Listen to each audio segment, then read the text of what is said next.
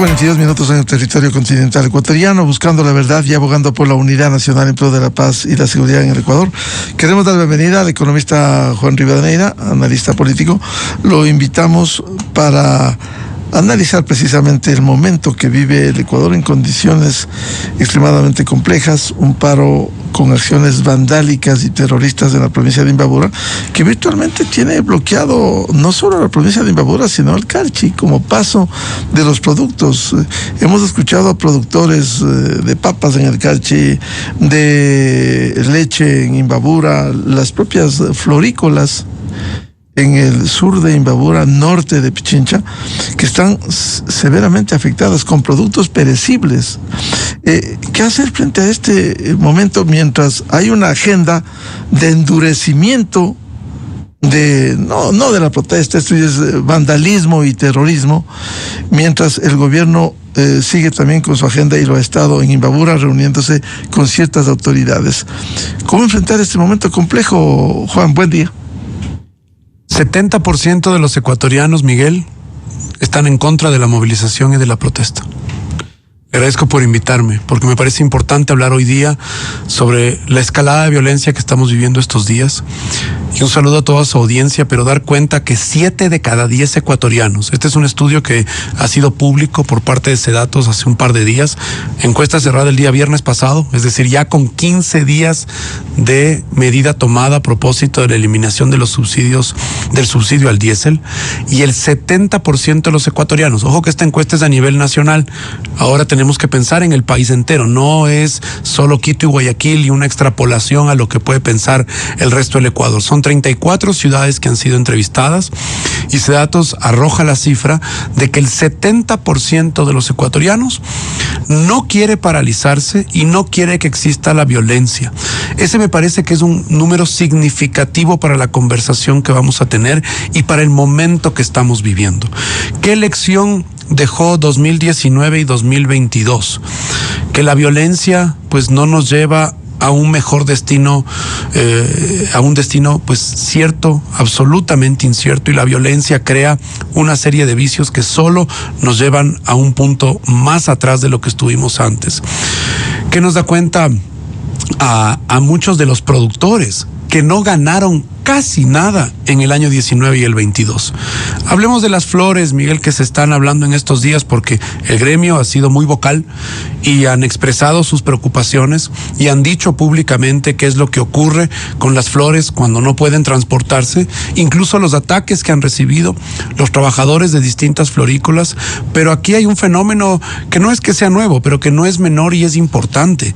No solo son las grandes fincas florícolas, ahora hay un nuevo fenómeno de muchas pequeñas fincas donde están pues personas que no necesariamente son grandes empresarios, son personas que decidieron avanzar en un negocio respecto de las flores y que se ven afectados el día de hoy, y no es que son grandes terratenientes, son pequeños y ellos también se ven afectados. Mira lo que está pasando con los ganaderos, con los que no pueden sacar la leche y los que no pueden recibir en sus acopios la leche.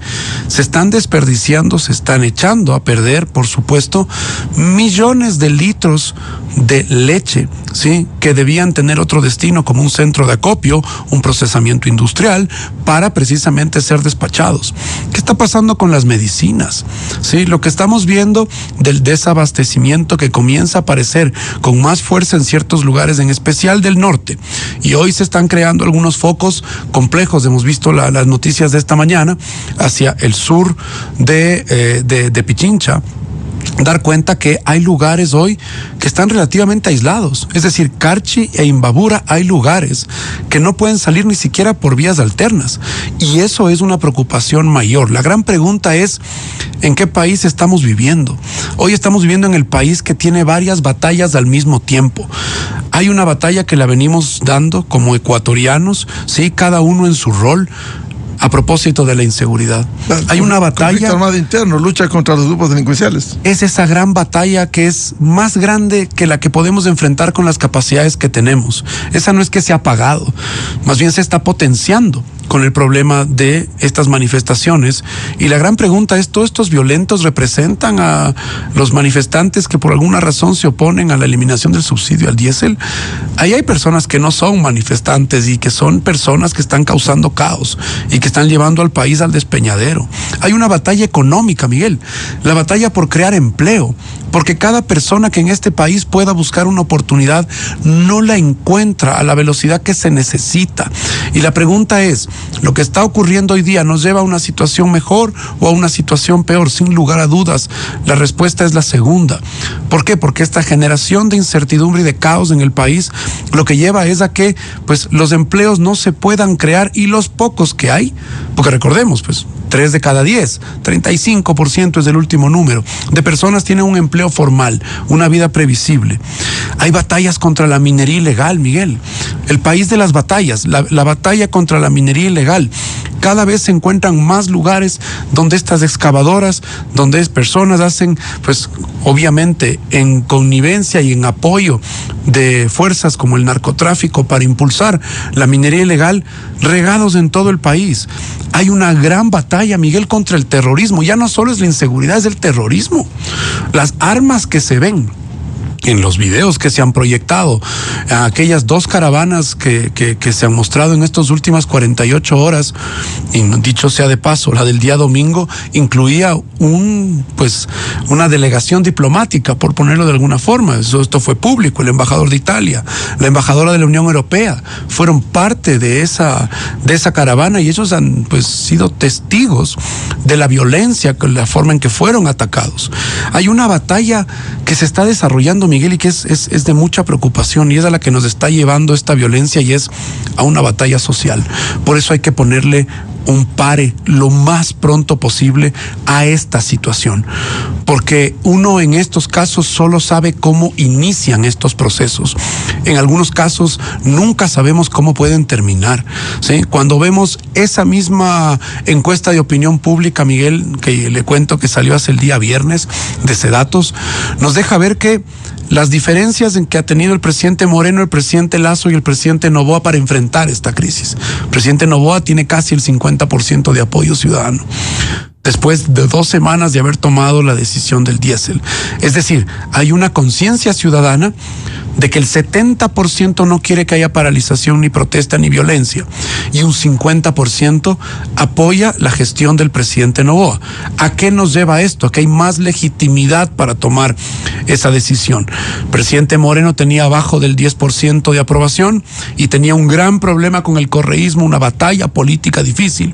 El presidente Lasso tenía menos del 20% y una batalla compleja con el Congreso Nacional en esa época del obstruccionismo para poder gobernar. En cambio, hoy el presidente Noboa tiene una suerte de alineación institucional, un respaldo a su gestión que llega al 50%, ¿sí? Y seguramente algo de eso se va a consumir, porque estas decisiones son difíciles.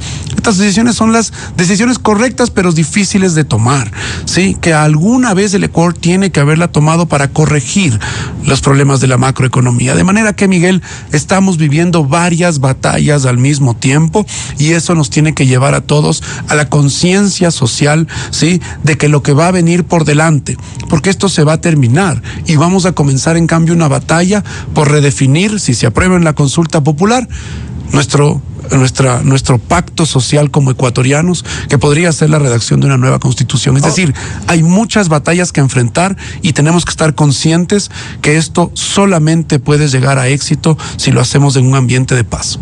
Claro, quizás primero un llamado a la sensatez, a la paz, a la cordura, desactivar esta violencia, este vandalismo, estos actos terroristas que no son fáciles, porque hemos visto a los dirigentes que cada vez aumentan los pedidos, y ya nada dicen, por ejemplo, del combate a la minería informal, pero sí piden que se pare la minería formal en el Ecuador. Y usted ha citado un ingrediente importante.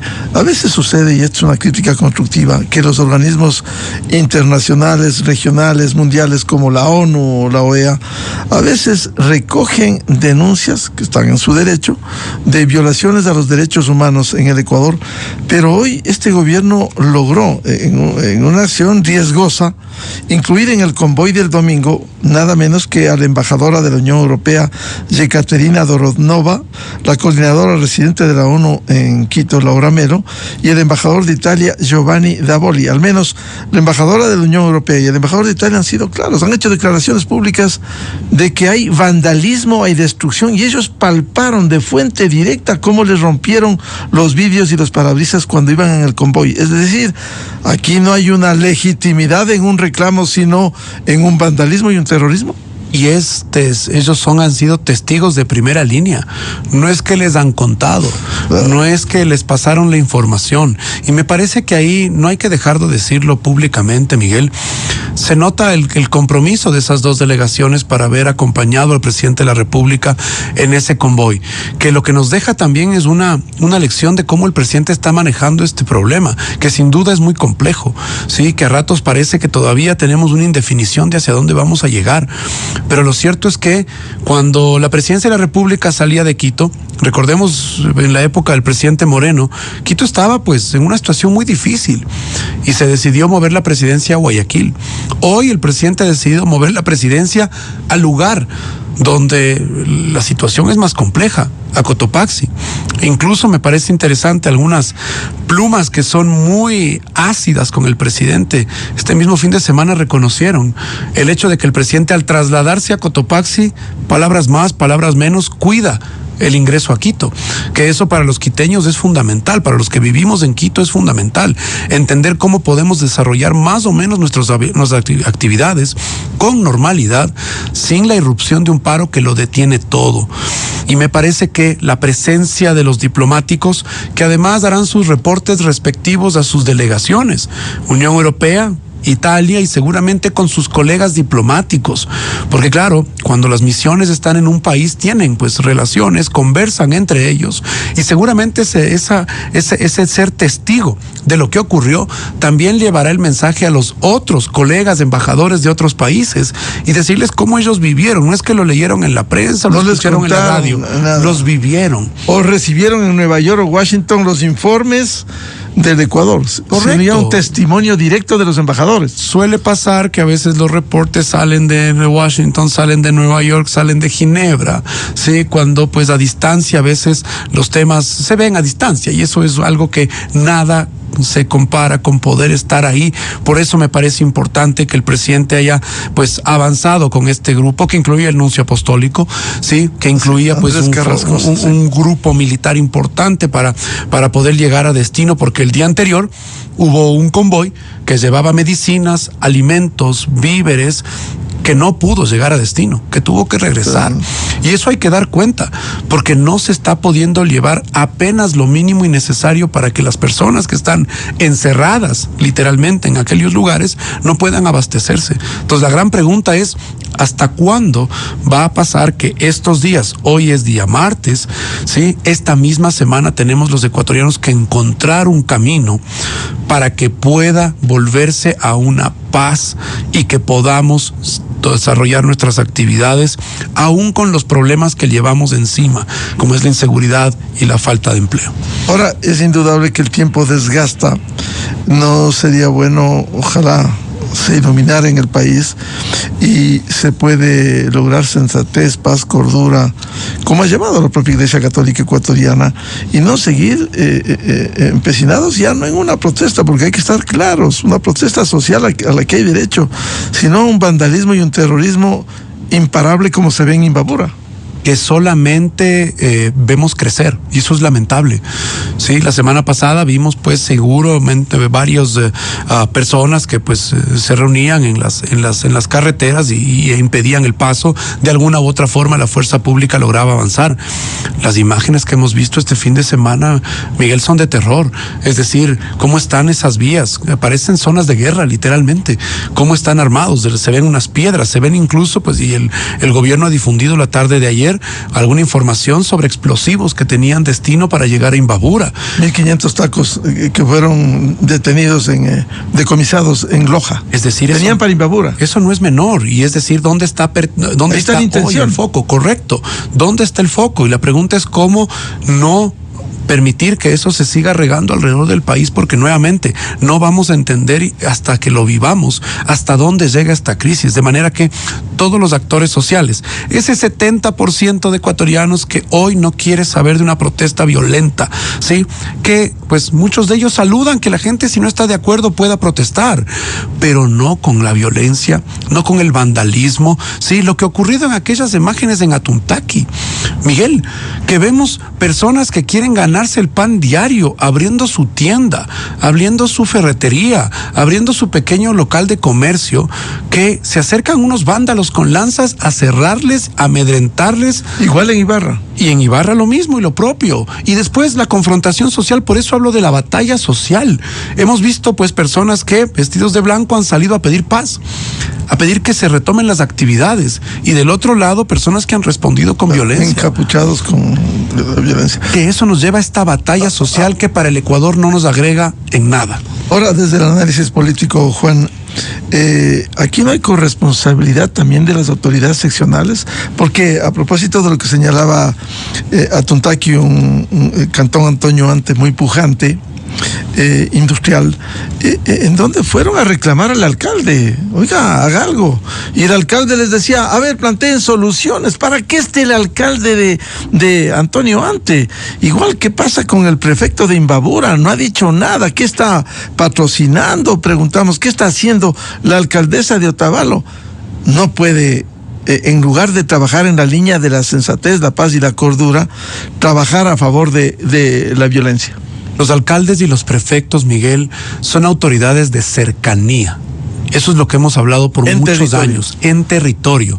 A un alcalde, a un prefecto, casi que no se le pregunta qué opinas de tal tema, sino qué vas a hacer respecto a tal tema. Porque esa es la función de una autoridad que tiene cercanía en la gestión de las ciudades o las provincias. ¿Cómo va a solucionar determinados problemas que son de su competencia? Para eso están los alcaldes. La pregunta es, ¿hay un sobrecálculo político de meterse o no en el tema? ¿Hay inexperiencia o hay complicidad, Miguel? Y ahí aquí tiene que definirse, o están con el vandalismo o el terrorismo, o se defiende la paz, la sensatez, la cordura. Donde está la mayoría de sus ciudadanos, seguramente, porque ya cuando se ocupa la autoridad de alcalde o de prefecto, uno gobierna para toda la ciudad, no solo para quienes los eligieron. Y ahí es cuando hay que buscar el bien común y el interés de todos. Y me parece que eso es lo que hay que reflexionar hoy día, porque hay que provocar, Miguel, desde los micrófonos de su radio, desde la televisión, desde la prensa, de las redes sociales, no a ponerle más gasolina a la hoguera, sino cuál es la forma de encontrar esas válvulas que a veces la democracia encuentra en el camino para poder buscar soluciones. Porque si no, vamos a enfrentar una batalla social que la estamos presenciando en lugares que están encerrados, porque hay personas que literalmente no están recibiendo víveres, no están recibiendo medicinas. ¿Qué va a pasar con los enfermos que están en esos hospitales? ¿Quién se va a hacer cargo? Aquellos que sin identidad, tras una máscara, no permiten ver su rostro. ¿Quién se hace cargo de los hospitales públicos, de los hospitales privados, donde pueden fallecer pacientes que no tengan una atención oportuna? ¿Quién se hace cargo de eso? Ahí está la gran reflexión que tenemos que provocar, y tiene que ocurrir un diálogo entre todos los ecuatorianos para ponernos de acuerdo entre las dos partes, sin lugar a dudas, y encontrar un espacio, porque primero está el país. Desde luego. Ahora, aquí hay que definirse si el 70%, como recoge Juan Rivadeneira del informe de Sedatos, no quiere la paralización en el país, y si hay un 50% que apoya al presidente Noboa en las decisiones que ha tomado, simplemente no debieran alinearse las autoridades. Cito el caso del prefecto de Imbabura, Richard Calderón, de la Revolución Ciudadana. No debieran colaborar, contribuir, como lo está haciendo el alcalde de Ibarra, Álvaro Castillo, para buscar la pacificación, la sensatez, de escuchar al otro sector, si es que desean, porque además está polarizado. Dicen que no quieren sentarse al diálogo si no se atienden los 10 puntos. ¿Puede un grupo menor, por respetable que sea, imponerle al 70% de ecuatorianos que no quiere paralización? Eso no funciona en una democracia. Es decir, no se puede entender cómo alguien que es el que hace más ruido o el que pega más duro es quien tiene que manejar la agenda. Y esto yo no quiero llegar al punto de que también ha sido criticado por muchos años. Tiene que ganar una elección para que pueda decir sus temas. Eso yo no concuerdo con aquello, pero sí hay un voto mayoritario que determinó un camino por el tiempo que tiene un periodo presidencial. Y en ese sentido hay que hacer las propuestas. No se puede proponer ir exactamente al revés de todo lo que está avanzando un gobierno. Lo cierto es que, y hasta hay ciertas preguntas que uno termina haciéndose, Miguel.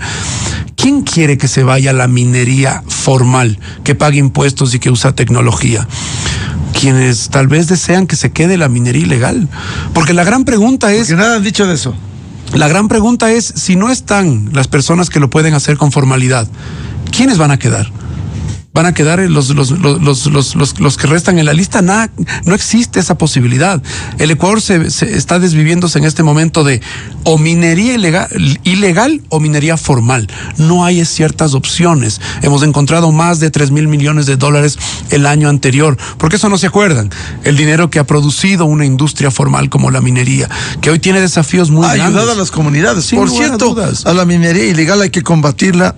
Y a la minería formal hay que controlarla y con rigurosidad como desde el Estado. Actividad económica, claro. Absolutamente, y que tiene desafíos con el manejo del ambiente, sin lugar a dudas. Pero lo cierto es que no se puede privilegiar, ¿sí? Y no dejar de decir los efectos de la minería ilegal, que además está, pues, aupada, llevada y conducida por el narcotráfico. ¿Será posible en estas condiciones que se pare esto y que se vaya al diálogo, que haya sensatez, cordura en el país? Tenemos que decir que sí, Miguel. Tenemos que esperar que esta semana, sí, se creen estas válvulas. Porque que a veces el tiempo deteriora. Que a veces el tiempo desgasta, y desgasta a los dos lados, Miguel, y desgasta a toda la gente que le afecta, porque finalmente son todos los ecuatorianos los que terminamos afectados. Pero tiene que aparecer una válvula de escape, ya sea un tercero que provoque el diálogo, que convoque, que permita que se reúnan las partes. Diálogo sin imposiciones. Sin imposiciones. No puede ser un diálogo de que si no cumples mi agenda, yo no me siento. Eso no puede, eso no es diálogo. Eso no existe en un diálogo. Ahora, han existido conflictos en este país, sí, y tenemos experiencia. Y esto tiene que terminar pronto por el bien de todos. Confiamos en esas palabras, por el bien del país. Porque está en juego la paz y la tranquilidad del Ecuador, que, como bien decía Juan Rivadeneira, tenemos otros problemas como el conflicto armado interno, la lucha contra los grupos delincuenciales desguarnecidos. Y si a esto se suma el vandalismo y el terrorismo, penosamente el país no saldría. Que además el 70%, concluyo con lo que inicié, Miguel, que es fundamental, 7 de cada 10 ecuatorianos no quiere violencia, no quiere protestas y quiere trabajar. ¿Por qué? Porque precisamente ese número coincide con quien está buscando un trabajo y no lo encuentra hoy. Bien, al economista Juan Rivadeneira, analista político, muchas gracias la presencia en la revista de Opinión Democracia. Con esto cerramos, les deseamos un feliz martes, les recomendamos, ya vienen ExaFM, Show de la Papaya, y a los miles de seguidores de la revista de Opinión Democracia, les deseamos un feliz martes. Muy buen día. Gracias.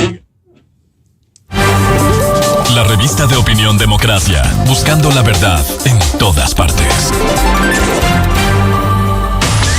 Esto es Exa Informa por Exa FM. La eliminación del subsidio al diésel por parte del presidente Daniel Noboa ya muestra resultados contundentes. En Imbabura, una de las provincias más afectadas por el contrabando y la minería ilegal, el consumo cayó en un 25%. Esto revela que grandes cantidades del combustible subsidiado alimentaban actividades ilícitas. Ahora, con un control más eficiente, se limitan los recursos del crimen organizado y se redirigen fondos hacia programas sociales y productivos. El gobierno celebra esta medida como un paso firme hacia la transparencia y el desarrollo legítimo del país.